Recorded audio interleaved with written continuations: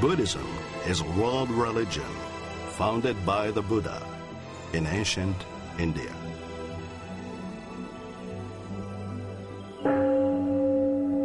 Buddhists seek wisdom, meaning, inner peace, and freedom from greed, hatred, and ignorance.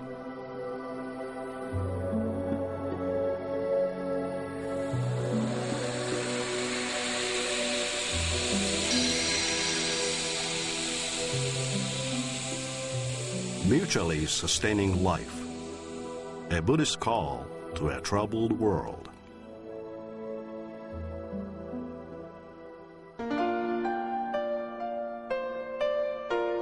All those who are seeking awakening must understand the Four Noble Truths.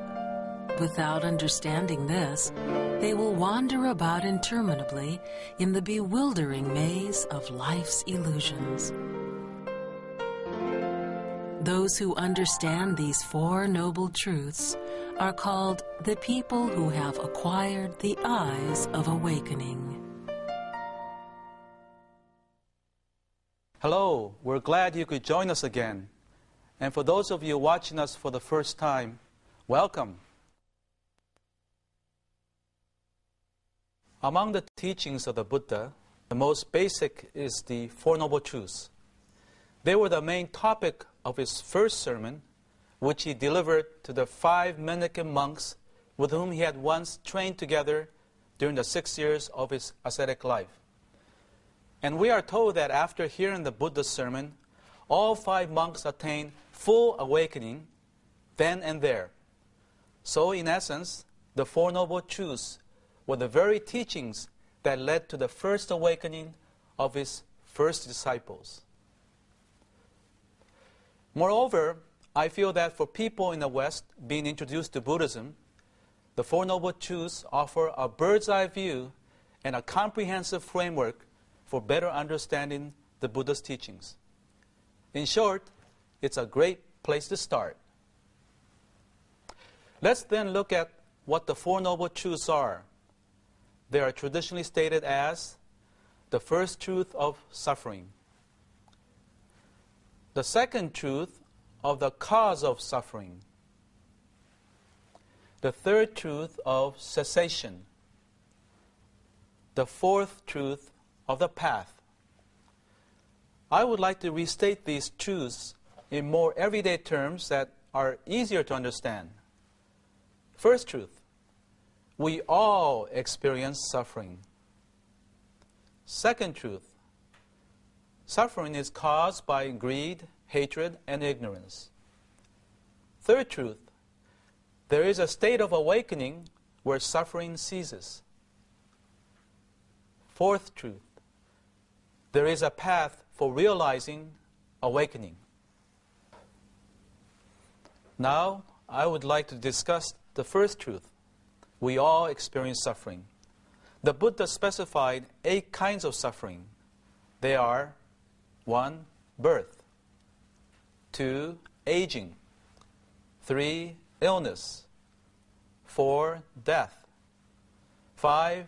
Having to face what one does not like, 6. Having to separate from what one likes, 7.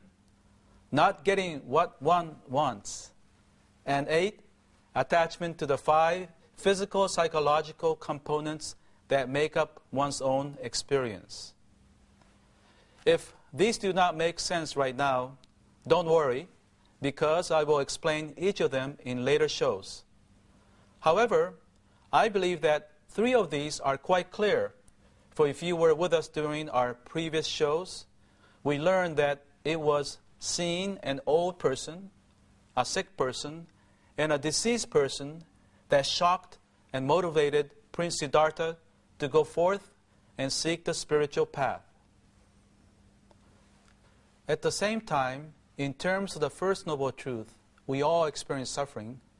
Perhaps I need to clarify a few points. Suffering here refers to person's response to a condition and not on the conditions themselves that lead to suffering. For example, getting old is simply a condition. the Buddha is not bothered by it all. But many ordinary people fret and worry about it, so they suffer from aging. Suffering is thus their response to a condition. Conversely, suffering for the Buddha had to do more with the inner dimensions of our experience, particularly in relation to existential difficulties or conditions, such as illness, aging, and death, rather than suffering caused by social conditions or natural disasters. Though having said that, if the Buddha were alive, just like everyone else, he would be horrified and saddened by the catastrophic earthquake and subsequent tsunamis that occurred in December of 2004. This is not to say that the Buddha would be uncaring, but rather his enormous capacity for compassion for others would be directed in words and deeds to all the victims. He would not be indifferent to their pain and sorrow, just as when he spoke out against the tyranny of the caste system of his day. So, how is this first truth related to the second? The second truth is that suffering is caused by greed, hatred, and ignorance. Greed, hatred, and ignorance, which are sometimes referred to as the three poisons, are the cause or reasons for our suffering. For example, the prince, before he became the Buddha, experienced extreme pain, shock, and suffering upon witnessing a deceased person. And his response was rooted in his desire, or greed, to want to live, or in his own words, due to his thirst for existence.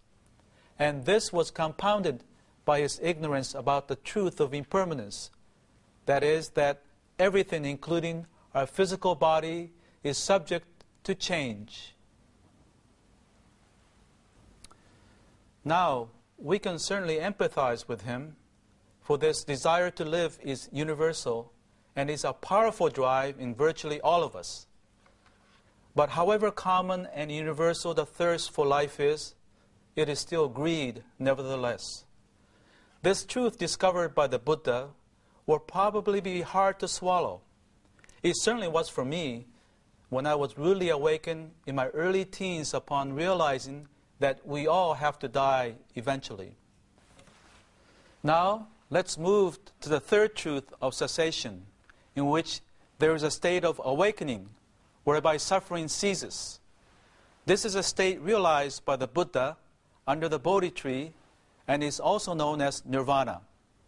I'm sure that nirvana is a term that many of you have heard, for it's become part of the English language, used to express a sense of extreme happiness, bliss, freedom, and or liberation.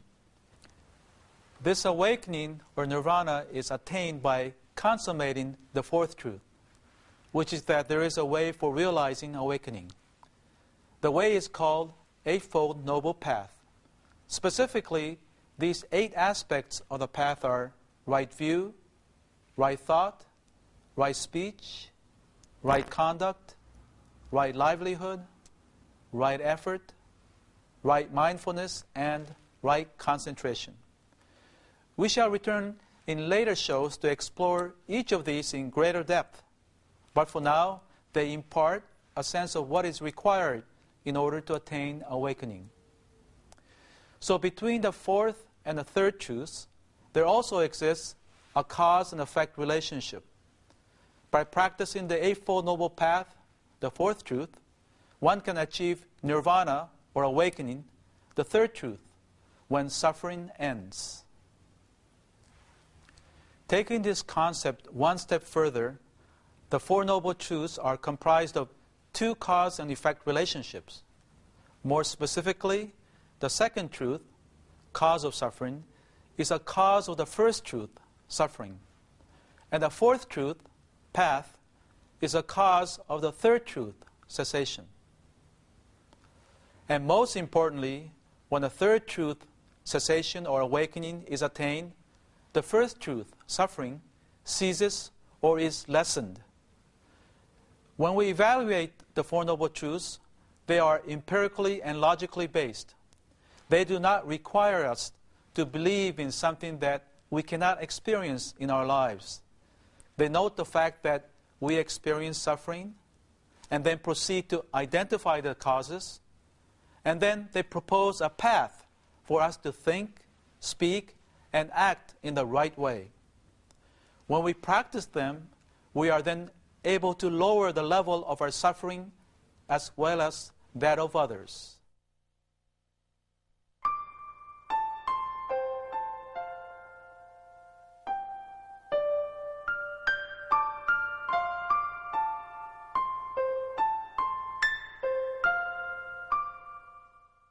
Now, let's see if we can bring the Four Noble Truths, especially the first two, to a level where even children can understand them.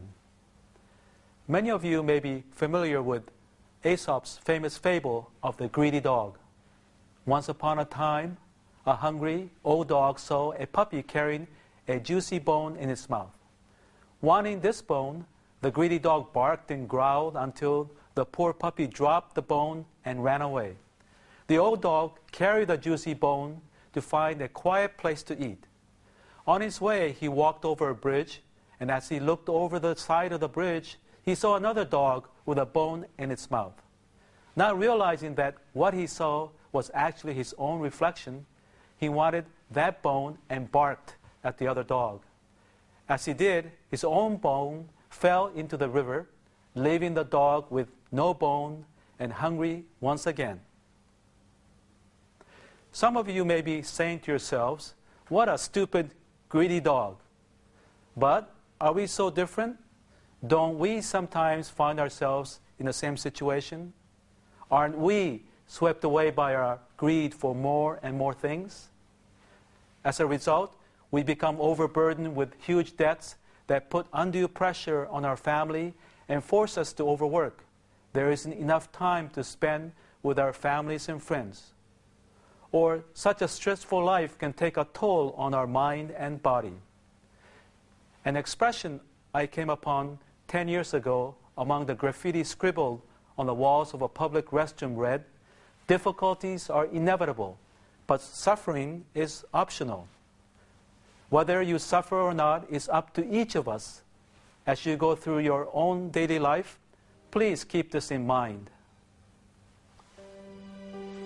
We look forward to having you join us next week when we invite a guest to discuss some of the subtleties of the Four Noble Truths.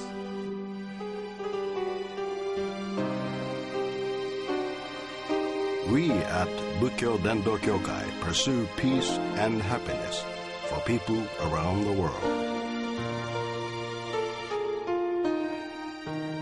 We have published the Buddhist teachings into 41 languages and donated our publication to hotels and other facilities in 55 countries. We would like to share the Buddhist teachings with people around the world. That's our mission. Visit our website for more information.